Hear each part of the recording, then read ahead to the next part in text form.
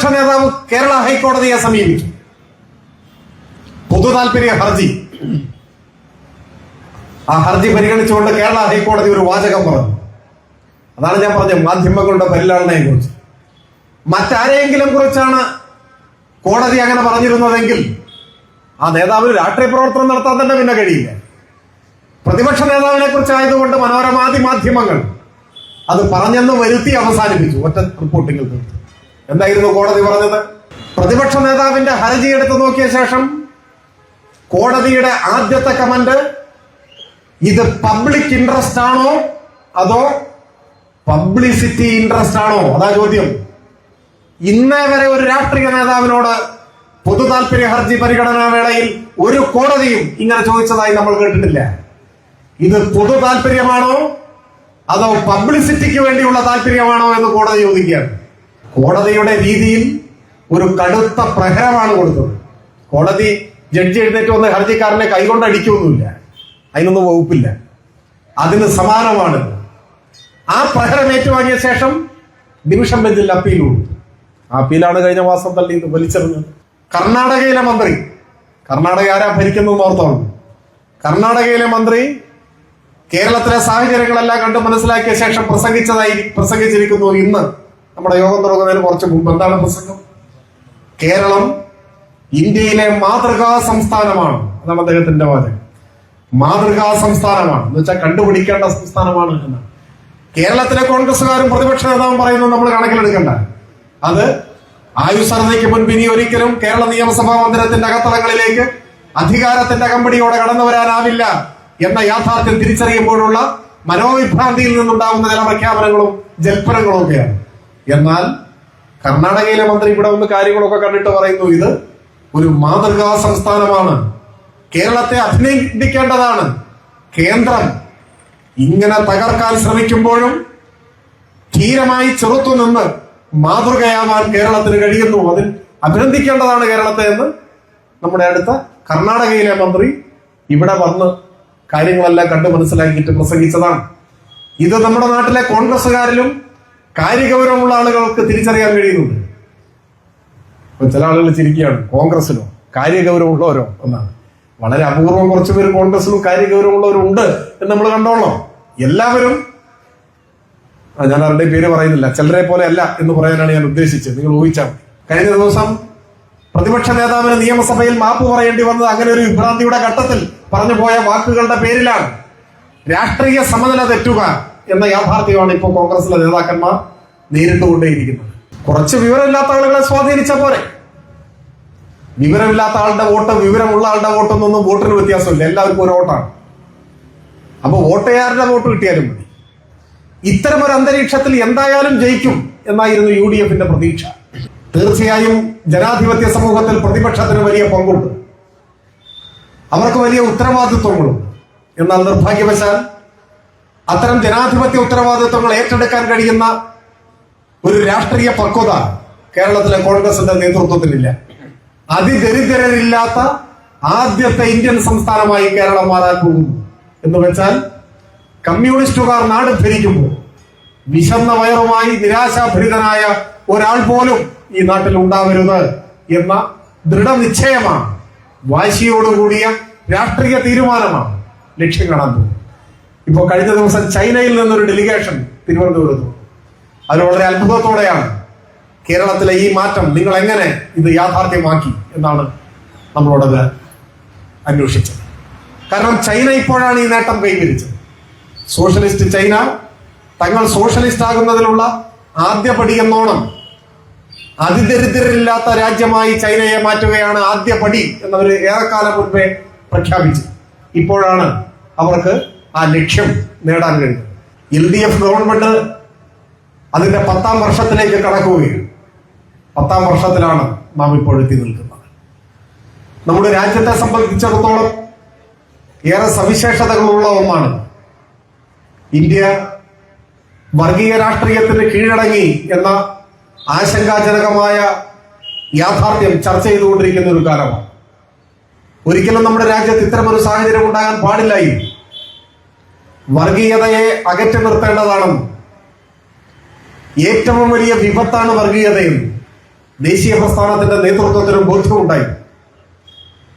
ഇന്ത്യക്ക് സ്വാതന്ത്ര്യം കിട്ടുന്നതിന് തൊട്ട് മുൻപ് 1946 കോൺസ്റ്റിറ്റ്യൂട്ടന്റ് അസംബ്ലി രൂപീകരിച്ചപ്പോൾ ഇന്ത്യൻ ഭരണഘടനാ നിർമ്മാണ സഭയിൽ അതിന്റെ ആദ്യ ദിവസം തന്നെ സ്ഥിരം അധ്യക്ഷനായി ഡോക്ടർ രാജേന്ദ്ര പ്രസാദിനെ തിരഞ്ഞെടുത്ത ശേഷം അദ്ദേഹത്തെ അനുമോദിച്ചുകൊണ്ട് ഡോക്ടർ എസ് രാധാകൃഷ്ണൻ പ്രസംഗിക്കുന്നത്.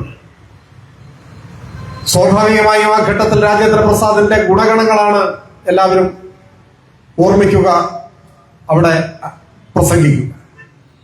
ഡോക്ടർ എസ് രാധാകൃഷ്ണൻ രാജേന്ദ്ര പ്രസാദിന്റെ ഏറ്റവും വലിയ ഗുണമായി ആ പ്രസംഗത്തിൽ പരാമർശിക്കുന്നത് സൗമ്യതയാണ്. ഇന്ത്യൻ രാഷ്ട്രീയത്തിലെ സൗമ്യ മുഖമാണ് രാജേന്ദ്ര പ്രസാദ്. ഡോക്ടർ എസ് രാധാകൃഷ്ണൻ പറയുന്നു, നമ്മുടെ കയ്യിലെ ഏറ്റവും മൂർച്ചയുള്ള ആയുധമാണ് സൗമ്യത, അതുകൊണ്ട് നമുക്ക് ആരെയും കീഴ്പ്പെടുത്താനാവും എന്നൊക്കെ അദ്ദേഹം പ്രസംഗിക്കുന്നുണ്ട്. ഒരു തത്വജ്ഞാനി കൂടിയായിരുന്നു ഡോക്ടർ എസ് രാധാകൃഷ്ണൻ. അദ്ദേഹത്തിന്റെ ആശയസമ്പുഷ്ടമായ പ്രസംഗം കഴിഞ്ഞ് തുടർന്ന് പ്രസംഗിക്കുന്നതിലൊരാൾ ഖാൻ അബ്ദുൾ ഗാഫർ ഖാനായി. വളരെ സംഘർഷനിർഭരമായ മാനസിക അവസ്ഥയിലാണ് ഖാൻ അബ്ദുൾ ഗാഫർ ഖാൻ ഭരണഘടനാ നിർമ്മാണ സഭയിൽ പങ്കെടുക്കുന്നത്. അദ്ദേഹം പക്ഷേ ഡോക്ടർ രാജേന്ദ്ര പ്രസാദിന്റെ ഏറ്റവും മികച്ച ഗുണമായി തന്റെ പ്രസംഗത്തിൽ ചൂണ്ടിക്കാണിച്ചത് മറ്റൊരു കാര്യമാണ്. ഖാൻ അബ്ദുൾ ഗാഫർ ഖാൻ പറഞ്ഞു, സ്ഥിരം അധ്യക്ഷനായി തിരഞ്ഞെടുക്കപ്പെട്ട രാജേന്ദ്ര പ്രസാദിന്റെ ഞാൻ കാണുന്ന ഏറ്റവും മികച്ച ഗുണം അദ്ദേഹത്തിൻ്റെതെന്നല്ല, ഇന്ത്യയിലെ ഓരോ മനുഷ്യനും ഉണ്ടാകേണ്ട ഏറ്റവും പ്രധാനപ്പെട്ട ഗുണം അത് മറ്റൊന്നുമല്ല, ഒരു വർഗീയവാദിയാകാതിരിക്കുക എന്നതാണ്. അതാണ് ഏറ്റവും വലിയ ഗുണം. ആ ഗുണം നിങ്ങൾക്കുണ്ട് എന്നാണ് അദ്ദേഹത്തിന്റെ വാക്ക്. ഭരണഘടനാ നിർമ്മാണ സഭയുടെ ആദ്യ നാളുകളിൽ തന്നെ അതിർത്തി ഗാന്ധി എന്നറിയപ്പെടുന്ന ഡോക്ടർ ഖാൻ അബ്ദുൾ ഗാഫർ ഖാനെ പോലെ പർവ്വത സമാനമായ ഔന്നത്യമുള്ള ഒരു വ്യക്തിത്വം രാജ്യത്തെ ഓർമ്മപ്പെടുത്തിയത്, ഭരണഘടനാ നിർമ്മാണ സഭയെ ഓർമ്മപ്പെടുത്തിയത്, ഈ രാജ്യത്തെ ഓരോ മനുഷ്യരും ഉണ്ടാവേണ്ട ഏറ്റവും പ്രധാനപ്പെട്ട ഗുണം അത് വർഗീയവാദിയാകാതിരിക്കുക എന്നതാണ്. അന്നു മുതൽ ദേശീയ നേതാക്കന്മാരിൽ എല്ലാവർക്കും വർഗീയതയുടെ വിപത്തിനെ സംബന്ധിച്ച ബോധ്യമുണ്ടായി. ദേശീയ പ്രസ്ഥാനവും ദേശീയ പ്രസ്ഥാനത്തിന്റെ നേതൃത്വത്തിലും അല്ലാതെയും നടന്ന സ്വാതന്ത്ര്യ പ്രക്ഷോഭങ്ങളുടെ ചരിത്രത്തിൽ ഉടനീളം പരിശോധിച്ചാൽ മതനിരപേക്ഷതയെ നമുക്ക് കാണാൻ പറ്റും. സമരോത്സുകമായ മതനിരപേക്ഷതയുടെ അടിത്തറ നമുക്ക് കാണാൻ പറ്റും. വർഗീയതയെ അകറ്റി നിർത്താൻ ജാഗ്രത പാലിച്ചു. അങ്ങനെയുള്ള ഒരു ചരിത്രമാണ് നമ്മുടെ രാജ്യത്തിന്റെ ചരിത്രം. എന്നാൽ ഇപ്പോ വിദ്വേഷത്തിന്റെ രാഷ്ട്രീയം രാജ്യത്തെ വർഗീയമായി ഭിന്നിപ്പിക്കാൻ ശ്രമിച്ചുകൊണ്ടിരിക്കുക. ആ ശക്തികൾക്ക് മേൽക്കൈ വന്നിരിക്കുന്നു. ആ ശക്തികൾക്ക് ഇന്ത്യൻ രാഷ്ട്രീയത്തിൽ മേൽക്കൈ വരാൻ കോൺഗ്രസിന്റെ നേതൃത്വത്തിൽ നടന്ന രാജ്യത്തെ നടുക്കിയ അഴിമതി ഉൾപ്പെടെയുള്ള ഒരു പശ്ചാത്തലമുണ്ട്. ഞാനിപ്പോ അതിലേക്ക് കടന്നു പോകുന്നില്ല. ഏതായാലും ഒരു ദശാബ്ദത്തിലധികമായി നമ്മുടെ രാജ്യം വിദ്വേഷത്തിന്റെ രാഷ്ട്രീയത്തിന് കീഴ്പ്പെട്ടുവോ എന്ന ആശങ്ക ഉയർത്തുന്നുണ്ട്. അത്തരമൊരു ഘട്ടത്തിൽ പക്ഷേ ആ വിദ്വേഷത്തിന്റെ രാഷ്ട്രീയത്തെ ഇപ്പോഴും അതിർത്തിക്കപ്പുറത്ത് നിർത്താനുള്ള രാഷ്ട്രീയ ജാഗ്രത പുലർത്തുന്ന നാടായി കേരളം നിലനിൽക്കുകയാണ്. കേരളത്തിന്റെ നിയമനിർമ്മാണ സഭയിൽ ഇത്തരം വർഗീയ രാഷ്ട്രീയത്തിന്റെ പ്രതിനിധികളായ ഒരാൾ പോലും ഇപ്പോൾ ഇല്ല. അവർ സ്വാധീനം ഉറപ്പിക്കാനും കേരളത്തെയും ഭിന്നിപ്പിക്കാൻ വിദ്വേഷത്തിന്റെ വിത്തുകൾ വിതയ്ക്കാനുള്ള ശ്രമം നല്ലതുപോലെ നടത്തുന്നുണ്ട്. എന്നാൽ ഇപ്പോഴും അതിനെ പ്രതിരോധിച്ചു നിൽക്കുന്നു ഈ കേരളം. ആ പ്രതിരോധത്തിന്റെ പര്യായ പദം എന്ന പോലെ കേരളത്തിലെ ഇടതുപക്ഷ പ്രസ്ഥാനം, കേരളത്തിലെ CPIM രാജ്യത്തെ മതനിരപേക്ഷവാദികൾക്കാകെ പ്രതീക്ഷ നൽകുന്നു. അങ്ങനെയാണ് കേരളം മുൻപോട്ട് പോകുന്നത്.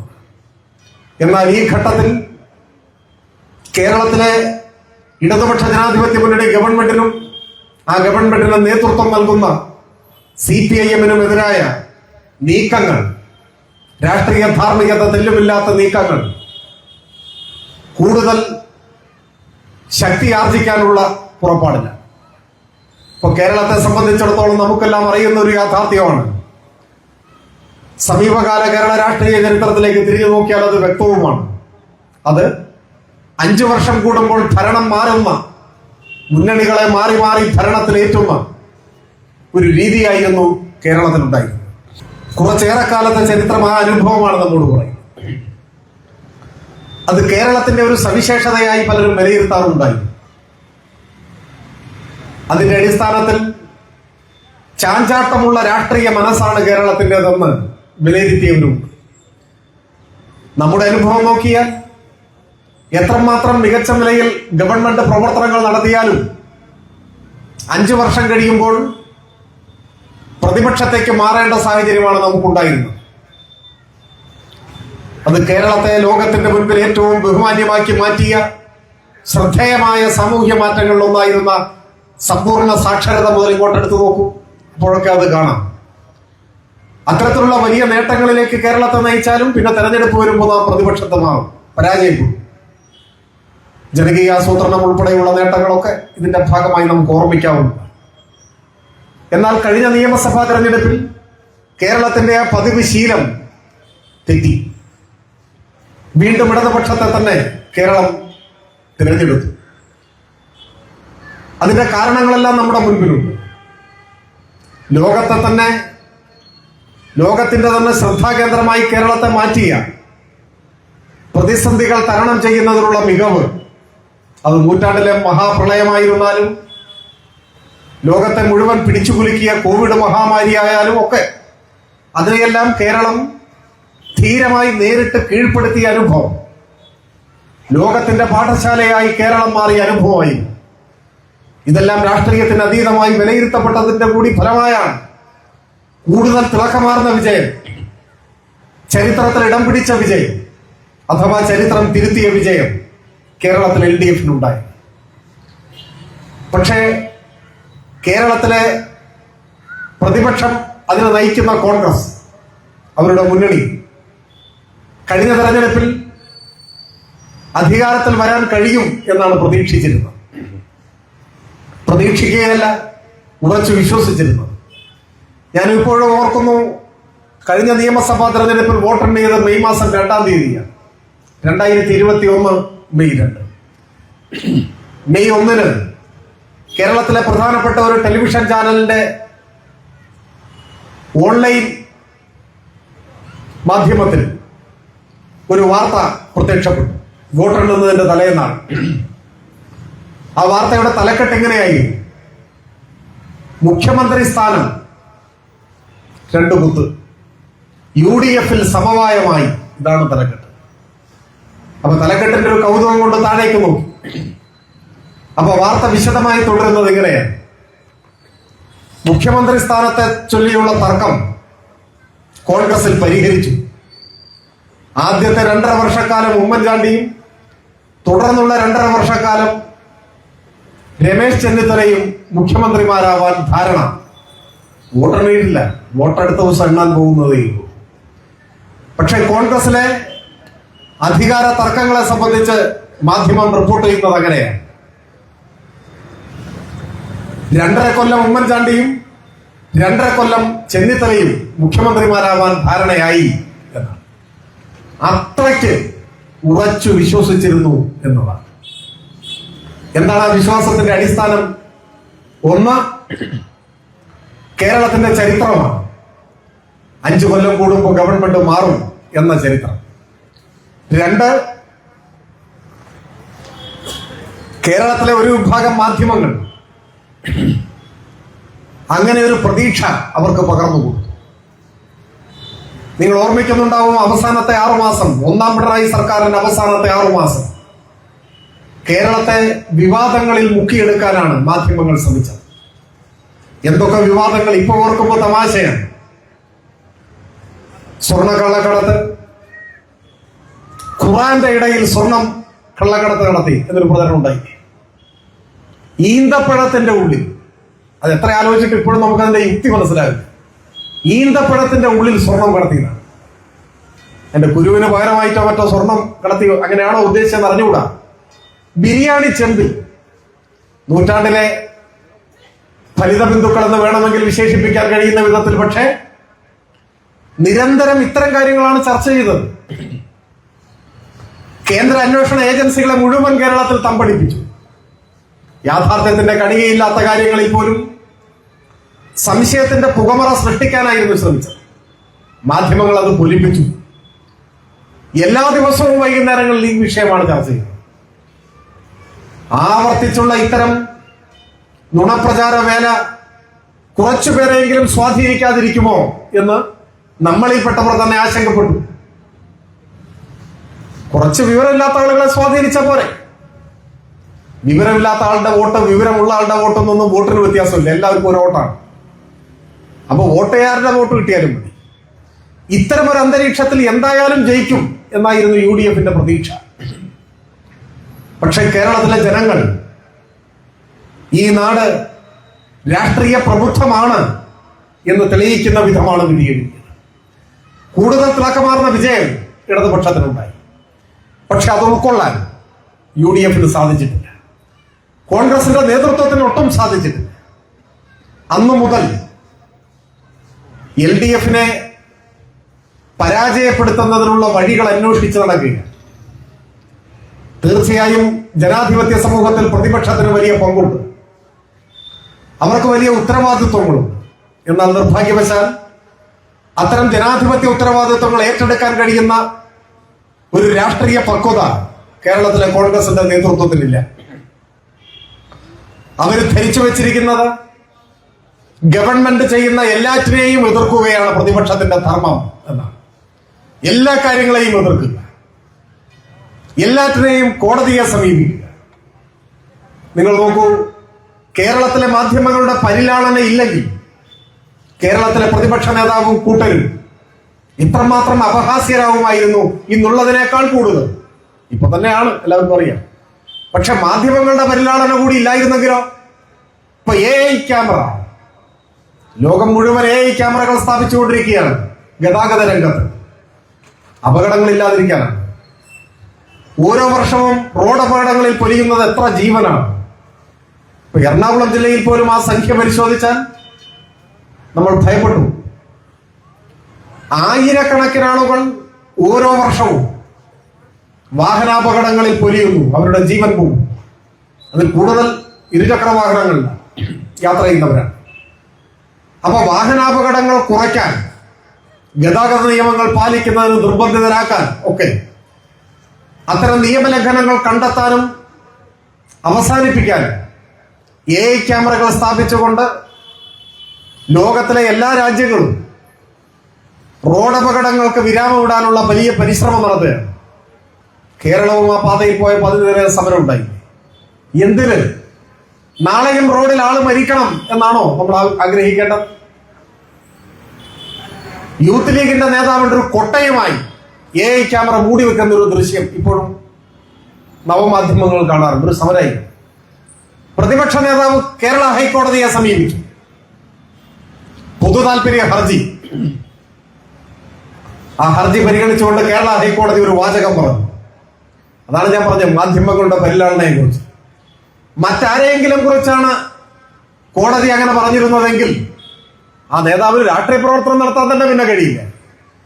പ്രതിപക്ഷ നേതാവിനെ കുറിച്ചായതുകൊണ്ട് മനോരമാദി മാധ്യമങ്ങൾ അത് പറഞ്ഞെന്ന് വരുത്തി അവസാനിപ്പിച്ചു ഒറ്റ റിപ്പോർട്ടിങ്ങിൽ തീർത്തു. എന്തായിരുന്നു കോടതി പറഞ്ഞത്? പ്രതിപക്ഷ നേതാവിന്റെ ഹർജി എടുത്തു നോക്കിയ ശേഷം കോടതിയുടെ ആദ്യത്തെ കമന്റ്, ഇത് പബ്ലിക് ഇൻട്രസ്റ്റ് ആണോ അതോ പബ്ലിസിറ്റി ഇൻട്രസ്റ്റ് ആണോ? അതാ ചോദ്യം. ഇന്നേ വരെ ഒരു രാഷ്ട്രീയ നേതാവിനോട് പൊതു താല്പര്യ ഹർജി പരിഗണനാ വേളയിൽ ഒരു കോടതിയും ഇങ്ങനെ ചോദിച്ചതായി നമ്മൾ കേട്ടിട്ടില്ല. ഇത് പൊതു താല്പര്യമാണോ അതോ പബ്ലിസിറ്റിക്ക് വേണ്ടിയുള്ള താല്പര്യമാണോ എന്ന് കോടതി ചോദിക്കുകയാണ്. കോടതിയുടെ രീതിയിൽ ഒരു കടുത്ത പ്രഹരമാണ് കൊടുത്തത്. കോടതി ജഡ്ജി എഴുന്നേറ്റ് വന്ന് ഹർജിക്കാരനെ കൈകൊണ്ട് അടിക്കൊന്നുമില്ല, അതിനൊന്നും വകുപ്പില്ല. അതിന് സമാനമാണ്. ആ പ്രഹരം ഏറ്റുവാങ്ങിയ ശേഷം ഡിവിഷൻ ബെഞ്ചിൽ അപ്പീൽ കൊടുത്തു. ആ അപ്പീലാണ് കഴിഞ്ഞ മാസം തള്ളി വലിച്ചെറിഞ്ഞത്. അപ്പൊ എന്താണ് പ്രതിപക്ഷ നേതാവ് പറഞ്ഞത് മാധ്യമങ്ങളോട്? ഇപ്പൊ പബ്ലിക് പൊതുതാൽപര്യ ഹർജികൾ, പബ്ലിക് ഇൻട്രസ്റ്റ് ലിറ്റിഗേഷൻ ഒന്നും കോടതികൾ പ്രോത്സാഹിപ്പിക്കുന്നില്ല. അതുകൊണ്ടാണ്. നിങ്ങൾ നോക്കൂ, ഒരു വാചകം കൊണ്ട് അദ്ദേഹത്തിന് വിശദീകരണം അവസാനിപ്പിക്കാൻ കഴിയും. അതാണ് മാധ്യമങ്ങളുടെ പരിലാളന. സർക്കാരിനെതിരെ ഒരടിസ്ഥാനവുമില്ലാതെ സമരങ്ങൾ പ്രഖ്യാപിക്കുക, ഒരു സമരവും വിജയിപ്പിക്കാൻ കഴിയാതെ പോവുക, സമരങ്ങൾക്ക് ആളെ കിട്ടാതെ പോവുക. എവിടെയെങ്കിലും 10 ആൾ അണിനിരക്കുന്ന ഒരു സമരം നിങ്ങൾ കണ്ടിട്ടുണ്ടോ? UDF നേതൃത്വത്തിൽ LDF ഗവൺമെന്റിന്റെ ഏതെങ്കിലും ഒരു പരിഷ്കാരത്തിന്, ഒരു നയത്തിന്, ഒരു പദ്ധതിക്കെതിരെ UDF നേതൃത്വത്തിൽ ഒരു 100 പേർ അണിനിരക്കുന്ന ഒരു സമരം ഈ തൃക്കാക്കരക്കാർ കണ്ടിട്ട് എത്ര കാലമായി? ഒരു സമരത്തിനും ഒരാളെയും കിട്ടുന്നില്ല. അപ്പോഴാണ് കോടതിയിൽ കേസ് കൊടുക്കാൻ തീരുമാനിച്ചത്. കോടതിയുടെ അനുഭവം ഇതാണ്: നേരായ വഴിക്ക് കേരളത്തിൽ രാഷ്ട്രീയ സ്വാധീനം ഉറപ്പിക്കാനാവില്ല എന്ന് ഓരോ നിമിഷവും ഇവർക്ക് ബോധ്യപ്പെട്ടുകൊണ്ടിരിക്കുകയാണ്. അത്തരമൊരു ഘട്ടത്തിലാണ് നഷ്ടപ്പെട്ടു പോയ അധികാരം തിരിച്ചു പിടിക്കാൻ ജനാധിപത്യത്തിലെ ഏറ്റവും ഹീനമായ മാർഗങ്ങൾ ഇപ്പോൾ അവലംബിച്ചുകൊണ്ടിരിക്കുന്നത്. അതിൽ പ്രധാനപ്പെട്ട ഒന്ന് വർഗീയ കക്ഷികളുമായി തുറന്ന ബന്ധത്തിൽ ഏർപ്പെടാനുള്ള നീക്കമാണ്. രണ്ടുമുണ്ട്. ഭൂരിപക്ഷ ന്യൂനപക്ഷ വർഗീയതയുമായി അടുത്തു നിന്ന് സഖ്യമുണ്ടാക്കി കേരളത്തിൽ അധികാരം പിടിക്കാനാകുമോ എന്നാണ് നോട്ടം. RSS കോൺഗ്രസ് ബന്ധത്തെക്കുറിച്ച് ഞാൻ കൂടുതൽ വിശദീകരിക്കേണ്ടതില്ല. ആ ബന്ധം പലപ്പോഴും മലയാളികളുടെ മുൻപിൽ ഒളിഞ്ഞും തെളിഞ്ഞും വ്യക്തമായി വന്നിട്ടുള്ളതാണ്. ഇപ്പൊ തന്നെ നിങ്ങൾ നോക്കൂ, ശശി തരൂർ എന്ന കോൺഗ്രസിന്റെ നേതാവ് ഏത് പാർട്ടിയിലാണ് ഇപ്പോൾ ഉള്ളത്? ആർക്കെങ്കിലും പറയാൻ പറ്റും? കുറച്ചുനാൾ മുൻപ് K മുരളീധരന്റെ തന്നെ ഒരു പ്രസ്താവന കണ്ടത് അദ്ദേഹം എവിടെയാണെന്ന് അദ്ദേഹം തീരുമാനിക്കട്ടെ എന്നാണ്. പേരിന് കോൺഗ്രസിന്റെ ലോകസഭാംഗമാണ്. എന്നാൽ എല്ലായ്പ്പോഴും അദ്ദേഹം നടത്തുന്ന അഭിപ്രായ പ്രകടനങ്ങൾ പേരിനെങ്കിലും കോൺഗ്രസ് പ്രതിനിധാനം ചെയ്യുന്ന നിലപാടുകൾക്കെതിരും സംഘപരിവാർ നയങ്ങളോടൊപ്പം നിൽക്കുന്നു. അദ്ദേഹം എന്നാണ് ഔദ്യോഗികമായി BJPയിൽ ചേരുക എന്ന കാര്യത്തിൽ മാത്രമാണ് സംശയമെന്നാണ് കോൺഗ്രസിന്റെ തന്നെ ചില സുഹൃത്തുക്കൾ പറയുന്നത്. ഇത് പല കോൺഗ്രസുകാരെയും സംബന്ധിച്ച് പ്രസക്തിയുള്ള ഒരു കാര്യമാണ്. കേരളത്തിന്റെ പ്രതിപക്ഷ നേതാവ് തന്നെ ഗോൾവൽക്കറിന്റെ ജന്മശതാബ്ദി ആഘോഷം ഉദ്ഘാടനം ചെയ്തത് സംബന്ധിച്ച് ഇപ്പോഴും ബോധ്യമാകുന്ന ഒരു മറുപടി പറയാൻ കഴിഞ്ഞിട്ടുണ്ട്. ഗോൾവൽക്കർ എന്ന് പറഞ്ഞാൽ ഇന്ത്യ കണ്ട ഏറ്റവും വലിയ വർഗീയവാദികളിൽ ഒരാളാണ്. ഇന്ത്യ കണ്ട RSSന്റെ സർസംഘചാലകായിരുന്ന ആളാണ്. മുസ്ലിങ്ങളും ക്രിസ്ത്യാനികളും കമ്മ്യൂണിസ്റ്റുകാരുമാണ് ഈ രാജ്യത്തിന്റെ ഭീഷണി എന്ന് പുസ്തകത്തിൽ എഴുതി വെച്ചയാളാണ്. സ്വാതന്ത്ര്യ സമരം കൊടുമ്പിരിക്കൊണ്ടിരിക്കുന്ന ഘട്ടത്തിൽ സ്വാതന്ത്ര്യ സമരത്തിൽ അണിനിരന്ന ഇന്ത്യയിലെ ഹിന്ദു യുവാക്കളോട് ഗോൾവൽക്കറുടെ പ്രത്യേകമായ ഒരു അഭ്യർത്ഥന അക്കാലത്ത് പുറത്തിറങ്ങി. അതിങ്ങനെയായിരുന്നു: ബ്രിട്ടനെതിരായ സ്വാതന്ത്ര്യ സമരത്തിൽ പങ്കെടുത്തുകൊണ്ട് നിങ്ങൾ നിങ്ങളുടെ ആരോഗ്യവും, നിങ്ങളുടെ വിലമതിക്കാനാവാത്ത ആരോഗ്യവും വിലപ്പെട്ട സമയവും പാഴാക്കി കളയരുത്. പകരം ഈ രാജ്യത്തിന് ഭീഷണിയായ മുസ്ലിങ്ങൾക്കും ക്രിസ്ത്യാനികൾക്കും കമ്മ്യൂണിസ്റ്റുകാർക്കും എതിരായ സമരത്തിൽ അണിനിരന്നുകൊണ്ട് നിങ്ങൾ രാജ്യത്തോടുള്ള കടമ നിറവേറ്റണം. ഇതാണ് ഗോൾവൽക്കറിന്റെ ആഹ്വാനം. അങ്ങനെ 100 കാര്യങ്ങൾ എണ്ണി പറയാൻ കഴിയും. അങ്ങനെ നമ്മുടെ രാജ്യത്തെ വർഗീയമായി വിഭജിക്കുന്നതിന് നേരിട്ട് നേതൃത്വം നൽകിയ, ഇന്ത്യ കണ്ട ഏറ്റവും വലിയ ഒരു വർഗീയ ഭ്രാന്തന്റെ ജന്മശതാബ്ദി ആഘോഷം കേരളത്തിൽ ഉദ്ഘാടനം ചെയ്യാൻ ആരെ ക്ഷണിക്കണമെന്ന് RSSന്റെ നേതൃത്വം കൂടിയാലോചിച്ചപ്പോ അവരുടെ മുൻപിൽ വന്ന ഒറ്റപ്പേര് ശ്രീ VD സതീശൻ എന്ന പേരാണ്. അദ്ദേഹത്തെ ക്ഷണിക്കുന്നു. ആ ക്ഷണം അദ്ദേഹം സന്തോഷത്തോടെ സ്വീകരിക്കുന്നു. ആ വേദിയിൽ ചെന്ന് ഗോൾവൽക്കറിന്റെ ചില്ലിട്ട ചിത്രത്തിന്റെ മുൻപിൽ നിലവിളക്ക് കൊളുത്തി ഉദ്ഘാടനം ചെയ്ത് ആശംസകൾ അർപ്പിച്ച് പ്രസംഗിക്കുന്നു. സാധാരണ നിലയിൽ ഒരു കോൺഗ്രസ് നേതാവ് ചെയ്യുന്ന ഒരു കാര്യമാണ്. അതെന്തുകൊണ്ടാണ് അങ്ങനെ ചെയ്തത്? അത് ഈ ശക്തികളുമായിട്ടുള്ള സജീവമായ ബന്ധത്തിന്റെ അടയാളമാണ്, തെളിവാണ്. ആ ബന്ധം ഇപ്പോഴും തുടരുകയാണ് കോൺഗ്രസ്. ദേശീയ തലത്തിൽ ഇന്ത്യൻ പാർലമെന്റിൽ ഇപ്പോൾ പ്രതിപക്ഷത്തിന്റെ നേതൃസ്ഥാനത്ത് കോൺഗ്രസ് ആയിരിക്കാം. പക്ഷെ കേരളത്തിൽ ആ കോൺഗ്രസ് ഇടതുപക്ഷം ഇനിയും അധികാരത്തിൽ തുടർച്ചയായി വരുന്ന സാഹചര്യം ഒഴിവാക്കാൻ മുൻപ് പല കാലത്തും രഹസ്യമായും പരസ്യമായും RSSുമായി യോജിച്ചു നിന്ന അനുഭവം കൂടെ ഉണ്ടെങ്കിലും ഇടതുപക്ഷത്തെ പരാജയപ്പെടുത്താൻ അത് മതിയായിട്ടില്ല എന്ന ചരിത്ര യാഥാർത്ഥ്യത്തിന്റെ മുൻപിലും ആ പരീക്ഷണത്തിൽ നിന്ന് പിന്മാറാൻ തയ്യാറാവും. കേരളത്തിലെ RSSന്റെ ഒരു വിഭാഗവുമായി കൂടിയാലോചനകൾ നടത്തി തിരഞ്ഞെടുപ്പ് സഖ്യത്തിലേക്ക്, ധാരണയിലേക്ക് വികസിപ്പിച്ചുകൊണ്ടിരിക്കുകയാണ്. അതൊരു ഭാഗത്ത്. മറുഭാഗത്ത് കടുത്ത മുസ്ലിം വർഗീയതയുമായി RSSന്റെ മറുപേരായി വർഗീയത പ്രചരിപ്പിക്കുന്ന കാര്യത്തിൽ എല്ലാവരും ചൂണ്ടിക്കാണിക്കുന്നതാണ് ജമാഅത്തെ ഇസ്ലാമി. ജമാഅത്തെ ഇസ്ലാമിയുടെ രാഷ്ട്രീയ പാർട്ടിയായ വെൽഫെയർ പാർട്ടി കഴിഞ്ഞ ലോക്സഭാ തെരഞ്ഞെടുപ്പിലും നിയമസഭാ തെരഞ്ഞെടുപ്പിലും ഏകപക്ഷീയമായി കോൺഗ്രസിനെ പിന്തുണച്ചു, UDF പിന്തുണച്ചു. ഇപ്പോ UDF ഒരു അസോസിയേറ്റ് ഘടകകക്ഷിയായെങ്കിലും അത് പുതിയ പ്രയോഗങ്ങളാണ്. എന്തുവാവട്ടെ, തങ്ങളെ പരിഗണിക്കണം എന്ന അപേക്ഷയും കൊടുത്ത് കാത്തിരിക്കുകയാണ്. അപ്പൊ അത് തത്വത്തിൽ അംഗീകരിച്ചു എന്നാണ് കേൾക്കുന്നത്. അങ്ങനെ വെൽഫെയർ പാർട്ടിയെ UDF എടുത്തതുപോലെയാണ് ഇപ്പോ കാര്യം. അവിടെ അവസാനിക്കുന്നില്ല. വെൽഫെയർ പാർട്ടിയുടെ മറവിൽ ജമാഅത്തെ ഇസ്ലാമി മുസ്ലിം ലീഗിന്റെ രാഷ്ട്രീയ തീരുമാനങ്ങൾ എടുക്കുന്ന വേദിയായി മാറുകയാണ്. അവർ വഴി SDPIയെയും UDF അപ്രഖ്യാപിത ഘടകകക്ഷിയാക്കി മാറ്റാനുള്ള നീക്കമാണ്. നമ്മുടെ രാജ്യത്തിന്റെ ഭീഷണിയായ വർഗീയതയെ, അതിന്റെ സംഘടനാ രൂപങ്ങളായ RSSനെ, ജമാഅത്തെ ഇസ്ലാമിയെ, SDPIയെ എല്ലാവരെയും കൂട്ടുപിടിച്ച്, എല്ലാ വർഗീയ വിഘടനവാദ ശക്തികളെയും കൂട്ടുപിടിച്ച് LDFനെ പരാജയപ്പെടുത്താനുള്ള പരിശ്രമമാണ് ഇപ്പോൾ നടന്നുകൊണ്ടിരിക്കുന്നത്. കേരളത്തിൽ എവിടെയെങ്കിലും ഒരു വർഗീയ കലാപം നടന്നതായി ഒരു 10 കൊല്ലത്തിനുള്ളിൽ ആരെങ്കിലും ഓർമ്മയുണ്ടോ? വർഗീയ സംഘർഷങ്ങളില്ലാത്ത നാടായി, അതിന്റെ ഭാഗമായ പോലീസ് നടപടികളില്ലാത്ത നാടായി, വെടിവയ്പ്പില്ലാത്ത നാടായി, സമാധാനത്തിന്റെ ഒരു തുരുത്തായി നമ്മുടെ നാട് നിലനിൽക്കുകയാണ്. എന്തുകൊണ്ടാണ്? വർഗീയ ശക്തികളോട് വിട്ടുവീഴ്ച ചെയ്യാത്ത ഒരു സർക്കാർ കേരളത്തിൽ അധികാരത്തിലിരിക്കുന്നുകൊണ്ടാണ്. വർഗീയവാദികളുടെ പിന്തുണയോടെ ഒരു സർക്കാർ അധികാരത്തിൽ വന്നാലോ അവരുടെ എല്ലാം താല്പര്യങ്ങൾക്ക് വഴങ്ങി കൊടുക്കേണ്ടതായി വരും. അത്തരം ഘട്ടങ്ങളിലാണ് ഈ കേരളത്തിൽ പോലും വർഗീയ അസ്വാസ്ഥ്യങ്ങൾ ഉണ്ടായിട്ടുള്ളത്. മാറാടും തൈക്കലും എത്രയെത്ര അനുഭവങ്ങൾ വർഗീയ അസ്വാസ്ഥ്യങ്ങളുടെ, അതിന്റെ ഭാഗമായി ജീവൻ ബലിയർപ്പിക്കപ്പെട്ട സാധാരണക്കാരായ മനുഷ്യരുടെ അനുഭവങ്ങൾ ഈ കേരളത്തിലുണ്ട്. അപ്പൊ ഈ വർഗീയവാദികളുടെ എല്ലാം പിന്തുണയോടെ അധികാരം പിടിക്കാൻ ശ്രമിക്കുന്നവർ എത്ര അപകടകരമായ രാഷ്ട്രീയ പരീക്ഷണത്തിലാണ് ഏർപ്പെട്ടുകൊണ്ടിരിക്കുന്നത്. അതിനു പുറമെയാണ് ഒരു വിഭാഗം മാധ്യമങ്ങളെ കൂടി ഒപ്പം നിർത്തി ഗവൺമെന്റിനെതിരായ ഒരു വികാരം സൃഷ്ടിക്കാൻ ഒക്കുമോ എന്ന് പരിശ്രമിക്കുന്നത്. പക്ഷെ കേരളത്തിന്റെ അനുഭവം എന്താണ്? കേരളത്തെ സംബന്ധിച്ചിടത്തോളം ചരിത്രത്തിലേക്ക് തിരിഞ്ഞു നോക്കിയാൽ ഇത്രമാത്രം പരാതിരഹിതമായ ഒരു കാലം മുൻപുണ്ടായിട്ടുണ്ടോ? ചില കാര്യങ്ങളിലൊക്കെ ചിലപ്പോൾ ആളുകൾക്ക് പരിഭവങ്ങളോ ചില്ലറ അസംതൃപ്തികളോ ഉണ്ടാവാം.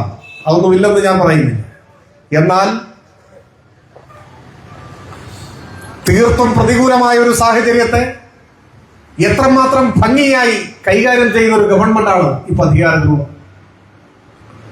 കേരളത്തെ ശ്വാസം മുട്ടിച്ചു കൊല്ലാനാണ് കേന്ദ്ര സർക്കാർ ശ്രമിച്ചുകൊണ്ടിരിക്കുന്നത്. നമുക്ക് അർഹതപ്പെട്ട ആനുകൂല്യങ്ങളെല്ലാം തടഞ്ഞു വെക്കും, കേന്ദ്ര വിഹിതം വെട്ടിക്കുറയ്ക്കും, കേരളത്തെ കൊള്ളയടിക്കും. ഇവിടെ നിന്നും 1 രൂപ വിവിധ ഇനത്തിൽ പിരിച്ചു കൊണ്ടുപോകുമ്പോൾ തിരിച്ച് കേന്ദ്ര ഗ്രാന്റായി നമുക്ക് കിട്ടുന്നത് 40 പൈസയിലും താഴെയാണ് എന്നാണ് ഒടുവിലത്തെ കണക്ക്. എന്നാൽ ബീഹാറിൽ നിന്ന് 1 രൂപ പിരിച്ചു കൊണ്ടുപോകുമ്പോൾ 7 രൂപയാണ് കേന്ദ്ര ഗ്രാന്റായി തിരികെ കിട്ടുന്നത്. ഉത്തർപ്രദേശിൽ നിന്ന് 1 രൂപ പിരിച്ചു കൊണ്ടുപോകുമ്പോൾ 3 രൂപയോളം തിരികെ കേന്ദ്ര വിഹിതമായി ലഭിക്കുന്നു. നമുക്ക് ഇവിടെ നിന്ന് പിരിച്ചു കൊണ്ടുപോകുന്നതിന് തത്തുല്യമായെങ്കിലും തരേണ്ടതല്ലേ? എന്നാൽ അതിന്റെ പകുതി പോലും നമുക്ക് തരുന്നില്ല. ഇതാണ് വിവേചനം. ബജറ്റ് അവതരിപ്പിക്കുമ്പോൾ കേരളത്തിന് നീക്കിവെക്കുന്ന വിഹിതം അരുണാചൽ പ്രദേശിന് നീക്കിവെച്ച വിഹിതവുമായി ഏതാണ്ട് തുല്യമാണ്.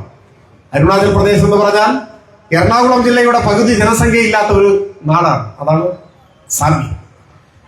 കേരളത്തിലെ ഒരു ജില്ലയുടെ പകുതി പോലും ജനസംഖ്യയില്ലാത്ത ഒരു ഭൂപ്രദേശത്ത് സംസ്ഥാനത്തിന്റെ പരിഗണനയൊക്കെ കൊടുക്കുന്ന ഭൂമിശാസ്ത്രപരമായ പ്രത്യേകതകളുടെ കൂടി അടിസ്ഥാനത്തിലാണ്. അങ്ങനെ ഒരു നാടിന് കൊടുക്കുന്ന പരിഗണനയാണ് കേരളത്തിന് തരുന്ന പരിഗണന. ഇങ്ങനെ കേരളത്തെ ശ്വാസം മുട്ടിച്ചു കൊല്ലാൻ ശ്രമിക്കുമ്പോഴും ഇവിടെ ദൈനംദിന ജീവിതം സ്തംഭിച്ചു പോകാത്ത വിധം അസാധാരണമായ ഫിനാൻസ് മാനേജ്മെന്റിലൂടെ കേരളത്തെ മുൻപോട്ട് നയിക്കുകയാണ്. ഇവിടെ പെൻഷൻ കൊടുക്കുന്നു. 1600 രൂപ പെൻഷൻ കൊടുക്കുന്ന മറ്റൊരു നാടും ഇന്ത്യയിലില്ല, കേരളം പോലെ. പ്രധാനമന്ത്രി ജനിച്ച ഗുജറാത്തിൽ ഇങ്ങനെ ഒരു പെൻഷൻ ഉണ്ട്. അതും 60 ലക്ഷം മനുഷ്യർക്കാണ്. 60 ലക്ഷം മനുഷ്യർക്ക് 1600 രൂപ പ്രതിമാസ പെൻഷൻ ഈ കേരളത്തിൽ ഇപ്പോഴും കൊടുക്കുന്നുവെന്നത് ഒരു ലോകാത്ഭുതമാണ്. ഉമ്മൻചാണ്ടി ഭരിക്കുമ്പോൾ കൊടുത്തിട്ടില്ലല്ലോ, ഇന്ത്യയിൽ എവിടെയും കൊടുക്കുന്നില്ലല്ലോ. കേന്ദ്രത്തിന്റെ ഈ സാമ്പത്തിക ഉപരോധത്തിന്റെ മുന്നിലും ഈ കേരളത്തിലല്ലേ നമ്മൾ കൊടുക്കുന്നു. കേരളത്തിലെ പള്ളിക്കൂടങ്ങളിൽ, ആശുപത്രികളിൽ വന്ന മാറ്റം ചെറിയ മാറ്റമാണ്.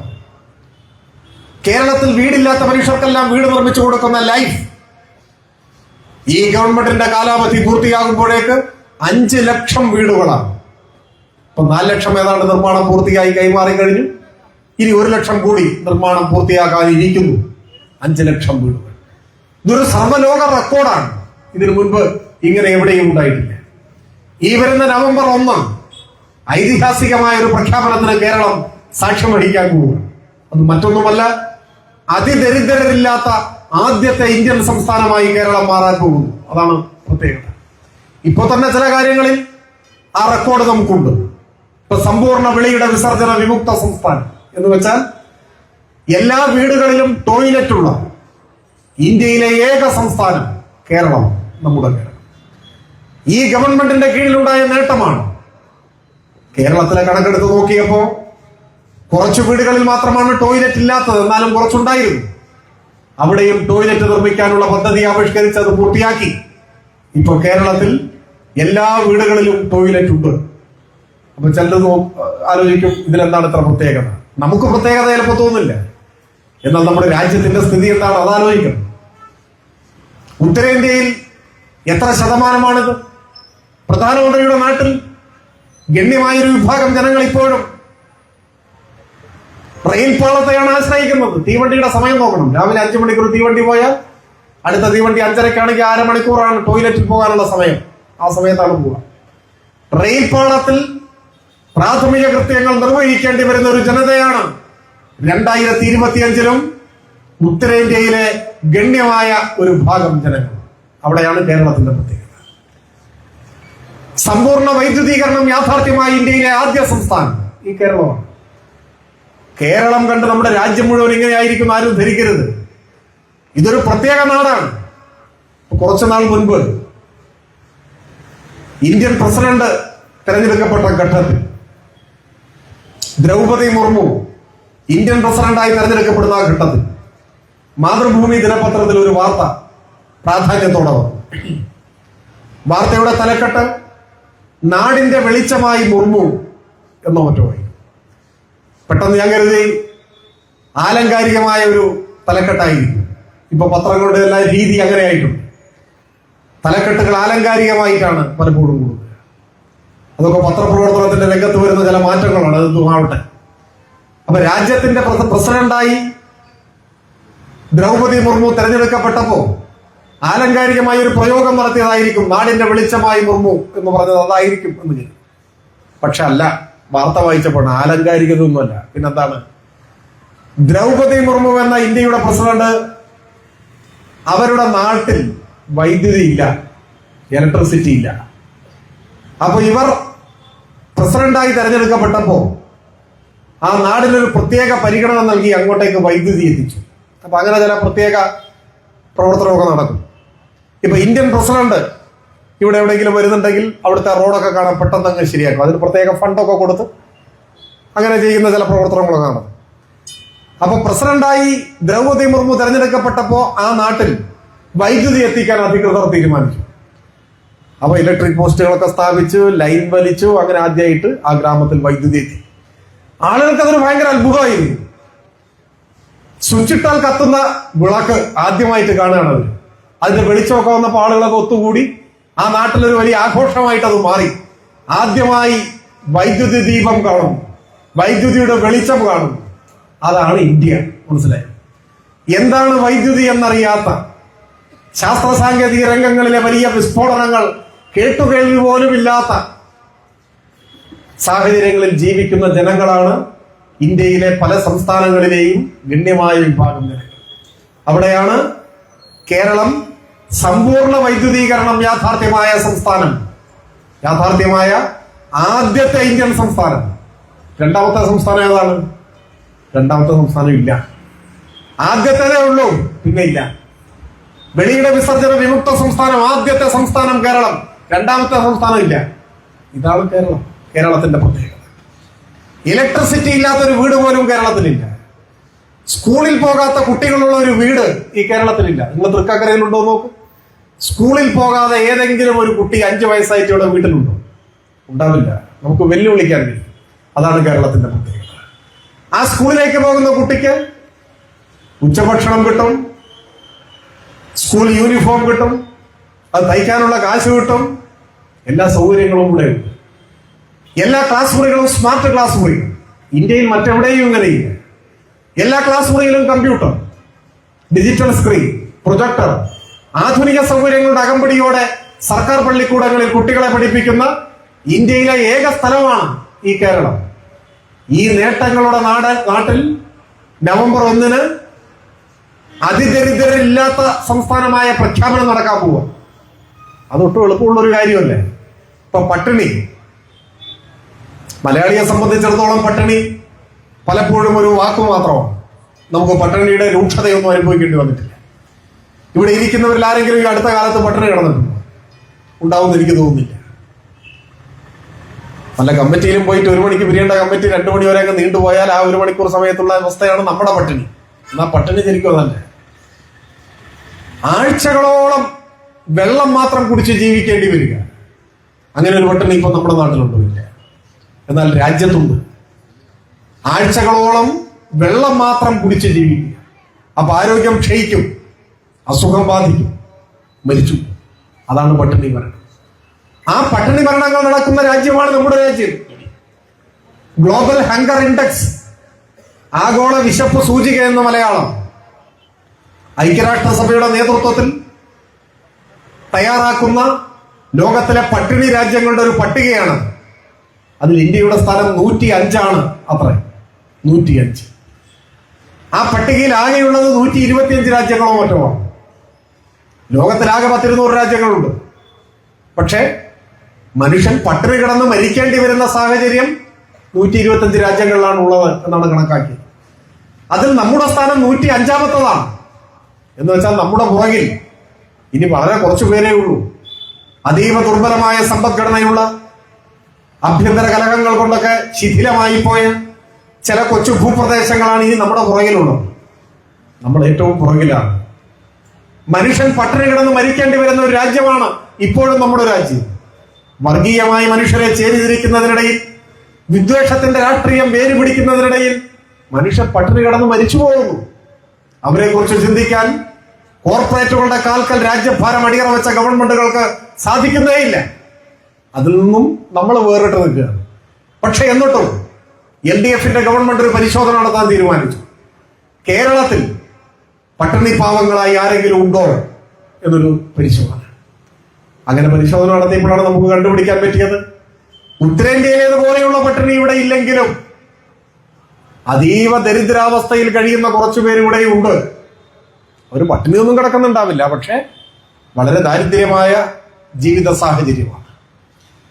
ഇപ്പൊ ചിലപ്പോൾ കുടുംബനാഥന് അസുഖം വന്ന് കിടപ്പിലായി പോയിട്ടുണ്ടാവും, അപകടം പറ്റി കിടപ്പിലായി പോയിട്ടുണ്ടാവും, കിടപ്പ് രോഗിയായി മാറിക്കാണും, വീട്ടിൽ മറ്റാർക്കും വരുമാനം ഉണ്ടാവില്ല. അപ്പോ വലിയ പ്രതിസന്ധിയെ നേരിടേണ്ടതായിട്ടും വരും.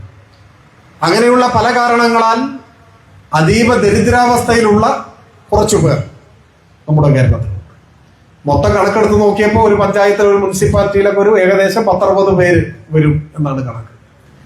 സംസ്ഥാനത്ത് ആകെ എടുക്കുമ്പോൾ 65,000-ഓളം പേർ വളരെ ദരിദ്രമായ ജീവിത സാഹചര്യങ്ങളിൽ കഴിയുന്നു എന്നാണ്. നമ്മുടെ ചുറ്റുപാട് ചിലപ്പോൾ ഉണ്ടാവും ഏതെങ്കിലും ഒരു കുടുംബം. അവരെയൊക്കെ കണ്ടെത്താൻ കഴിയണം. അവരെയെല്ലാം ചേർത്ത് പിടിക്കാനും കഴിയാവുന്ന സഹായങ്ങൾ ചെയ്യാനും അവരെയും നമ്മളെ പോലെ സാധാരണ ജീവിതം നയിക്കുന്നവരാക്കി മാറ്റാനുമുള്ള ഉത്തരവാദിത്വം നമുക്കുണ്ട് എന്നുകൂടി സാന്ദർഭികമായി ഞാൻ ഓർമ്മിപ്പിക്കും. ഏതായാലും നമ്മുടെ ഗവൺമെന്റ് ഇതെല്ലാം സംബന്ധിച്ച് കൃത്യമായ കണക്കെടുത്തതിന് ശേഷം ദത്തെടുക്കുന്നത് പോലെ ഈ കുടുംബങ്ങളുടെ സാധാരണ ജീവിതം ഉറപ്പുവരുത്താനുള്ള ഉത്തരവാദിത്വം സർക്കാർ ഏറ്റെടുക്കണം എന്നാണ് തീരുമാനിച്ചിട്ടുള്ളത്. അവർക്ക് സ്ഥിര വരുമാനം കണ്ടെത്താൻ സഹായിക്കണം, അവരെ പിന്തുണയ്ക്കണം, വിവിധ ക്ഷേമ പദ്ധതികളുടെ പരിധിയിൽ അവരെ കൊണ്ടുവരണം. അങ്ങനെ അവർക്ക് പട്ടിണി കിടക്കേണ്ട സാഹചര്യം ഉണ്ടാവരുത്, ന്യായമായ ചികിത്സ ലഭിക്കാനുള്ള സാഹചര്യങ്ങൾ ഉണ്ടാവണം. ഇങ്ങനെയെല്ലാമുള്ള ജീവിത സൗകര്യങ്ങൾ ഒരുക്കി കൊടുക്കണമെന്നാണ് തീരുമാനിച്ചത്. അത് യാഥാർത്ഥ്യമാക്കുന്നതിനാണ് പദ്ധതി. അതിന്റെ പ്രഖ്യാപനമാണ് നവംബർ 1 വരാൻ പോകുന്നത്. അതിദരിദ്രരില്ലാത്ത ആദ്യത്തെ ഇന്ത്യൻ സംസ്ഥാനമായി കേരളം മാറാൻ പോകുന്നു. എന്ന് വെച്ചാൽ കമ്മ്യൂണിസ്റ്റുകാർ നാട് ഭരിക്കുമ്പോൾ വിശന്ന വയറുമായി നിരാശാഭരിതനായ ഒരാൾ പോലും ഈ നാട്ടിൽ ഉണ്ടാവരുത് എന്ന ദൃഢനിശ്ചയമാണ്, വാശിയോടുകൂടിയ രാഷ്ട്രീയ തീരുമാനമാണ് ലക്ഷ്യം കാണാൻ പോകുന്നത്. ഇപ്പൊ കഴിഞ്ഞ ദിവസം ചൈനയിൽ നിന്നൊരു ഡെലിഗേഷൻ തിരുവനന്തപുരത്ത്, അത് വളരെ അത്ഭുതത്തോടെയാണ് കേരളത്തിലെ ഈ മാറ്റം നിങ്ങൾ എങ്ങനെ ഇത് യാഥാർത്ഥ്യമാക്കി എന്നാണ് നമ്മളോടത് അന്വേഷിച്ചത്. കാരണം ചൈന ഇപ്പോഴാണ് ഈ നേട്ടം കൈവരിച്ചത്. സോഷ്യലിസ്റ്റ് ചൈന തങ്ങൾ സോഷ്യലിസ്റ്റ് ആകുന്നതിനുള്ള ആദ്യപടി എന്നോണം അതിദരിദ്രരില്ലാത്ത രാജ്യമായി ചൈനയെ മാറ്റുകയാണ് ആദ്യപടി എന്നവർ ഏറെക്കാലം മുൻപേ പ്രഖ്യാപിച്ചു. ഇപ്പോഴാണ് അവർക്ക് ആ ലക്ഷ്യം നേടാൻ കഴിയുന്നത്. അപ്പൊ അവർ വളരെ ആശ്ചര്യത്തോടെയാണ് ഇന്ത്യയിലെ ഒരു സംസ്ഥാനം, ലോകത്തിലെ പട്ടിണി രാജ്യങ്ങളുടെ പട്ടികയിൽ 105-ാം സ്ഥാനത്ത് നിൽക്കുന്ന ഒരു രാജ്യത്തെ ഒരു സംസ്ഥാനം ദരിദ്രരില്ലാത്ത സംസ്ഥാനമായി മാറുന്നു എന്ന വിസ്മയത്തോടെയാണ് വിദേശ രാജ്യങ്ങൾ, അവിടുത്തെ പ്രതിനിധികൾ കേരളത്തെ കുറിച്ച് പഠിക്കാൻ വരുന്നത്. ലോകം മുഴുവൻ ശ്രദ്ധിക്കുന്ന നേട്ടമായി ഇത് മാറുകയാണ്. ഇപ്പൊ ശിശുമരണ നിരക്കിന്റെ കാര്യത്തിൽ അമേരിക്കയെയും നമ്മൾ പിന്നിലാക്കി എന്ന് കഴിഞ്ഞ ദിവസം വാർത്ത വന്നു. ഇത്തരം നേട്ടങ്ങളുമായി നമ്മുടെ നാട് മുൻപോട്ട് പോവുകയാണ്. ഇന്ന് ഇങ്ങോട്ട് ഈ യോഗത്തിൽ പങ്കെടുക്കാൻ വേണ്ടി ഞാൻ വരുമ്പോ നാളത്തെ പത്രത്തിൽ കൊടുക്കേണ്ട വാർത്തകളെ സംബന്ധിച്ചെല്ലാം പരിശോധിച്ചപ്പോ കർണാടകയിലെ മന്ത്രി, കർണാടക ആരാ ഭരിക്കുന്നു ഓർത്തോണം, കർണാടകയിലെ മന്ത്രി കേരളത്തിലെ സാഹചര്യങ്ങളെല്ലാം കണ്ട് മനസ്സിലാക്കിയ ശേഷം പ്രസംഗിച്ചിരിക്കുന്നു. ഇന്ന് നമ്മുടെ യോഗം തുടങ്ങുന്നതിന് കുറച്ച് മുമ്പ് എന്താണ് പ്രസംഗം? കേരളം ഇന്ത്യയിലെ മാതൃകാ സംസ്ഥാനമാണ്. അതാണ് അദ്ദേഹത്തിന്റെ വാചകം. മാതൃകാ സംസ്ഥാനമാണ് എന്ന് വെച്ചാൽ കണ്ടുപിടിക്കേണ്ട സംസ്ഥാനമാണ് എന്നാണ്. കേരളത്തിലെ കോൺഗ്രസുകാരും പ്രതിപക്ഷ നേതാവും പറയുന്നത് നമ്മൾ കണക്കിലെടുക്കണ്ട. അത് ആയുസ്സർദ്ധയ്ക്ക് മുൻപ് ഇനി ഒരിക്കലും കേരള നിയമസഭാ മന്ദിരത്തിന്റെ അകത്തളങ്ങളിലേക്ക് അധികാരത്തിന്റെ അകമ്പടിയോടെ കടന്നു വരാനാവില്ല എന്ന യാഥാർത്ഥ്യം തിരിച്ചറിയുമ്പോഴുള്ള മനോവിഭ്രാന്തിയിൽ നിന്നുണ്ടാകുന്ന ചില പ്രഖ്യാപനങ്ങളും ജൽപ്പനങ്ങളും ഒക്കെയാണ്. എന്നാൽ കർണാടകയിലെ മന്ത്രി ഇവിടെ വന്ന് കാര്യങ്ങളൊക്കെ കണ്ടിട്ട് പറയുന്നു, ഇത് ഒരു മാതൃകാ സംസ്ഥാനമാണ്, കേരളത്തെ അഭിനന്ദിക്കേണ്ടതാണ്. കേന്ദ്രം ഇങ്ങനെ തകർക്കാൻ ശ്രമിക്കുമ്പോഴും ധീരമായി ചെറുത്തുനിന്ന് മാതൃകയാവാൻ കേരളത്തിന് കഴിയുന്നു, അതിൽ അഭിനന്ദിക്കേണ്ടതാണ് കേരളത്തെ എന്ന് നമ്മുടെ അടുത്ത കർണാടകയിലെ മന്ത്രി ഇവിടെ വന്ന് കാര്യങ്ങളെല്ലാം കണ്ടു മനസ്സിലാക്കിയിട്ട് പ്രസംഗിച്ചതാണ്. ഇത് നമ്മുടെ നാട്ടിലെ കോൺഗ്രസുകാരിലും കാര്യഗൗരവമുള്ള ആളുകൾക്ക് തിരിച്ചറിയാൻ കഴിയുന്നുണ്ട്. ഇപ്പൊ ചില ആളുകൾ ചിരിക്കുകയാണ്, കോൺഗ്രസിലോ കാര്യഗൗരവമുള്ളവരോ എന്നാണ്. വളരെ അപൂർവം കുറച്ചു പേര് കോൺഗ്രസിലും കാര്യഗൗരവമുള്ളവരും ഉണ്ട് എന്ന് നമ്മൾ കണ്ടോളാം. എല്ലാവരും, ഞാൻ അവരുടെ പേര് പറയുന്നില്ല, ചിലരെ പോലെ അല്ല എന്ന് പറയാനാണ് ഞാൻ ഉദ്ദേശിച്ചത്. നിങ്ങൾ ഊഹിച്ചാൽ മതി. അതുകൊണ്ടാണ് കുറച്ചു നാളുകൾക്ക് മുൻപ് തിരുവനന്തപുരം DCC പ്രസിഡന്റിനെ കോൺഗ്രസിൽ നിന്ന് പുറത്താക്കിയെന്നും അതല്ല അദ്ദേഹത്തോട് രാജിവെക്കാൻ പറഞ്ഞ് രാജിവെപ്പിച്ചു എന്നും ഒക്കെ പറയുണ്ടായി. എന്താ പ്രശ്നം? സംസ്ഥാനത്ത് പൊതുവെ അറിയപ്പെടുന്ന ഒരു നേതാവായിരുന്നു തിരുവനന്തപുരം DCC പ്രസിഡന്റ് പാലോട് രവി. എന്താണ് അദ്ദേഹത്തിന്റെ പ്രശ്നം? അദ്ദേഹം ഒരു മണ്ഡലം പ്രസിഡന്റുമായി ടെലിഫോണിൽ സംസാരിക്കുന്ന സംഭാഷണം പുറത്തായി. ഇപ്പൊ ചില ടെലിഫോൺ സംഭാഷണങ്ങൾ പുറത്താകുന്നൊക്കെയാണ് നാട്ടിലാകെ ചർച്ച. ഞാൻ അത്തരം കാര്യങ്ങളിലേക്കൊന്നും ഇപ്പൊ ഏതായാലും ലോറൻസ് അനുസ്മരണത്തിൽ കടന്നു പോകുന്നില്ല. ഈ സംഭാഷണം അങ്ങനത്തെ സംഭാഷണമല്ല. ഈ സംഭാഷണം എന്താണ്? അദ്ദേഹം മണ്ഡലം പ്രസിഡന്റുമായിട്ട് കോൺഗ്രസ് പ്രവർത്തനത്തെ സംബന്ധിച്ച് ഇങ്ങനെ പറയുകയാണ്.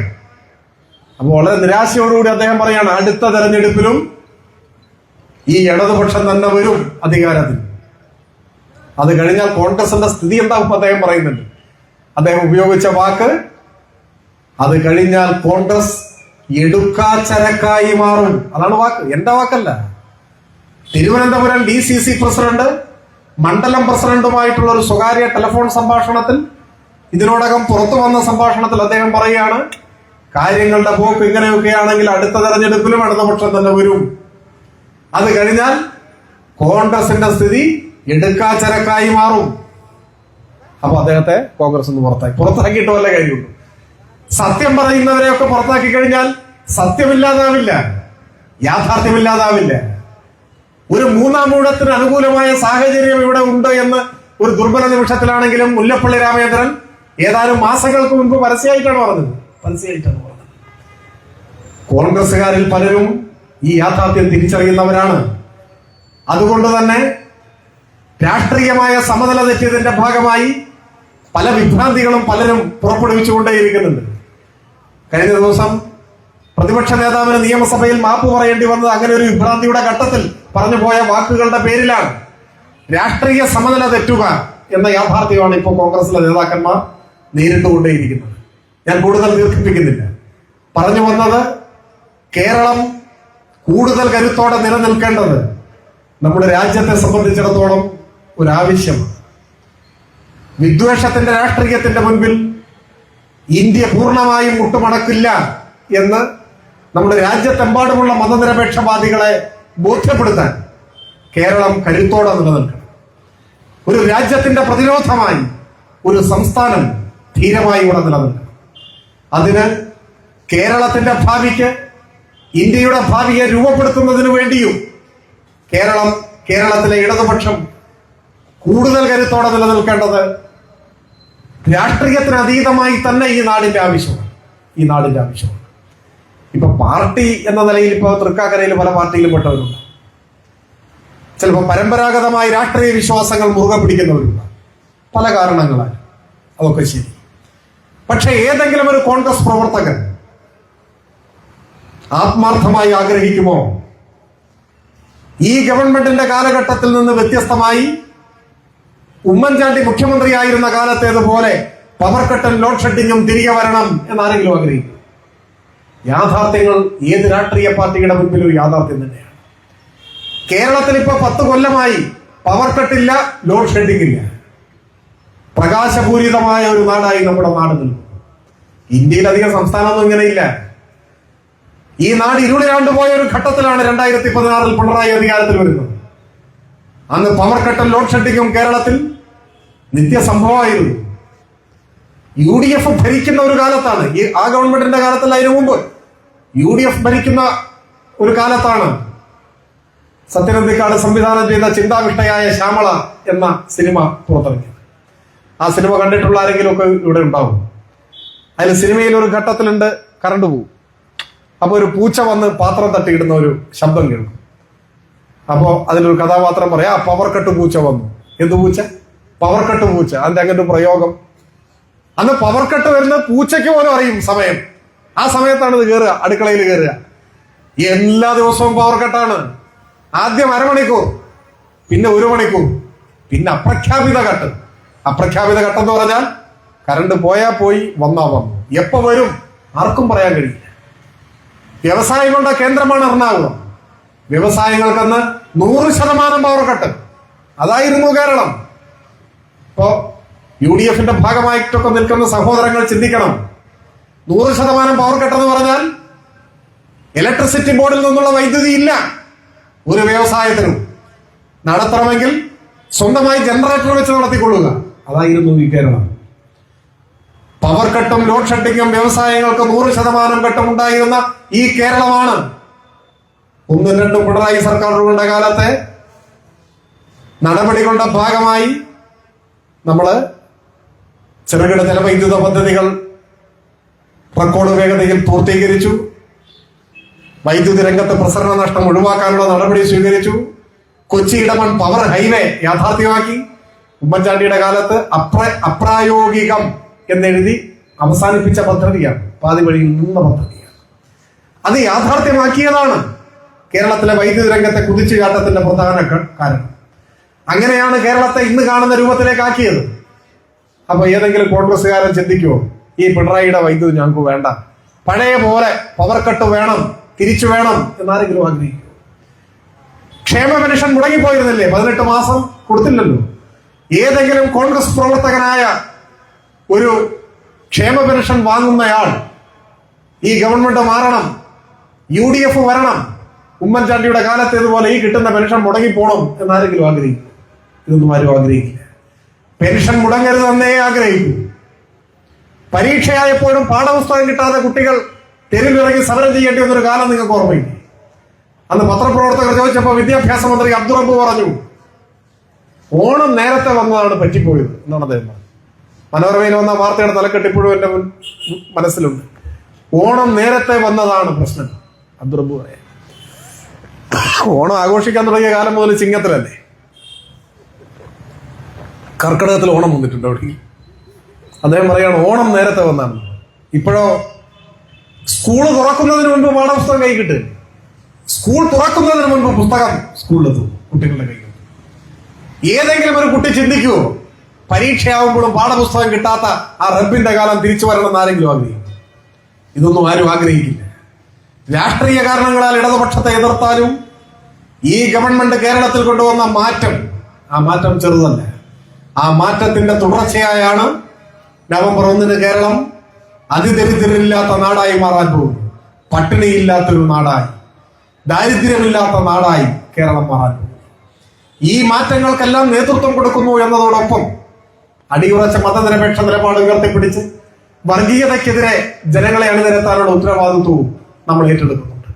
അതുകൊണ്ടൊക്കെ തന്നെ കേരളം നമ്മുടെ രാജ്യത്തിന്റെ മാതൃകയായി, മതനിരപേക്ഷവാദികൾക്ക് പ്രതീക്ഷയായി കരുത്തോടെ നിലനിൽക്കണമെങ്കിൽ ഈ ഗവൺമെന്റിന് നേതൃത്വം കൊടുക്കുന്ന CPIM കൂടുതൽ കരുത്തു നേടേണ്ടതായിട്ടുണ്ട്. അതിനാവശ്യമായ പ്രവർത്തനങ്ങളിൽ വർദ്ധിത വീര്യത്തോടെ അണിനിരക്കുക എന്നതാണ് സഖാവ് MM ലോറൻസ് ഉൾപ്പെടെയുള്ള മൺമറഞ്ഞുപോയ വിപ്ലവകാരികളുടെ ആ നിര നമ്മെ ഓർമ്മപ്പെടുത്തുന്നത്. ഈ ലോറൻസ് സഖാവിന്റെ ഓർമ്മ ദിനത്തിൽ, അദ്ദേഹത്തിന്റെ ഓർമ്മകൾ പുതുക്കുന്ന ഈ സന്ദർഭത്തിൽ സ്വന്തം ജീവനേക്കാൾ വലുതായി സഖാവ് MM ലോറൻസ് കണക്കാക്കിയ ഈ മഹാപ്രസ്ഥാനത്തെ കൂടുതൽ കരുത്തോടെ മുൻപോട്ട് നയിക്കാൻ, ഇതിന്റെ കരുത്തെന്ന് പറഞ്ഞാൽ, പാർട്ടിയുടെ കരുത്തെന്ന് പറഞ്ഞാൽ ഈ രക്തപതാകയ്ക്ക് പിന്നിൽ അണിനിരന്നിട്ടുള്ള ലക്ഷോപലക്ഷം വരുന്ന സാധാരണക്കാരായ മനുഷ്യരാണ്. അവരെല്ലാവരും ഒന്നു ചേരുമ്പോഴാണ് പാർട്ടി യാഥാർത്ഥ്യമാകുന്നത്. പാർട്ടി എന്ന് പറഞ്ഞാൽ പാർട്ടിയുടെ ആസ്ഥാന മന്ദിരങ്ങളോ പാർട്ടിയുടെ ഏതെങ്കിലും കമ്മിറ്റികൾക്ക് നേതൃത്വം കൊടുക്കുന്ന നേതാക്കന്മാരോ മാത്രമല്ല. പാർട്ടി എന്ന് പറഞ്ഞാൽ ലക്ഷക്കണക്കായ പാർട്ടി പ്രവർത്തകർ, അനുഭാവികളെല്ലാം ഒന്നു ചേരുന്നതാണ് പാർട്ടി.